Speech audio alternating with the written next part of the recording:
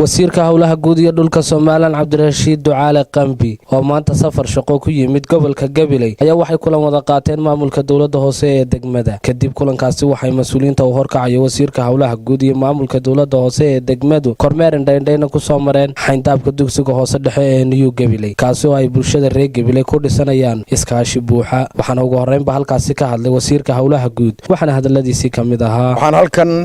bogaadin uga soo jeedinayaa dadweynaha Gabiley oo ku dhawaaqay inay derbiga iskuulka New Gabiley ku dhisayaan iskaa wax u qabso. Marka ugu horeysa iskaa wax u qabso waxa weeye arrin aad u wanaagsan ummado ciidan ka badan oo adduunka waxay ku gaareen horumar.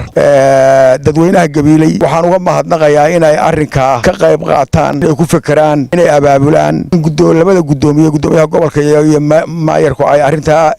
fuliyaan. Annagu halkan wasaaradda howlaha guud waxaanu kaga qayb qaadanaynaa iskaa wax u qabsada ka socota iskuulka deyrkiisa lagu dhisayo 4,000 oo jaajuur inaanu bixino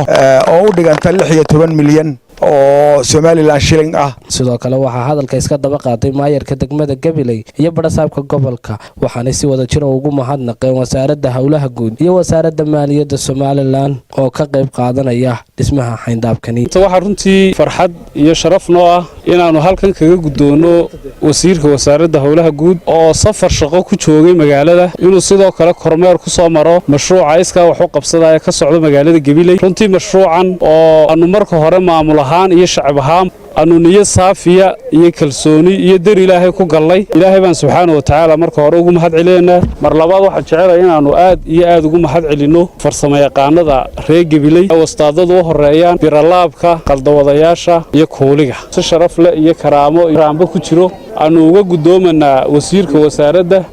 howlaha guud dhulka iyo guriyeynta 4,000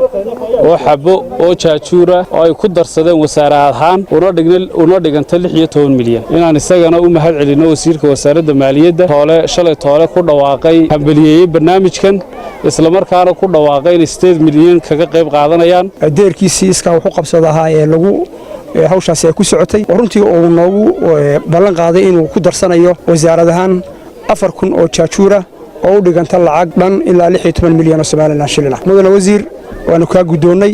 aad iyo aad baad u mahadsan tahay wasiirka wasaaradda horumarinta maaliyadda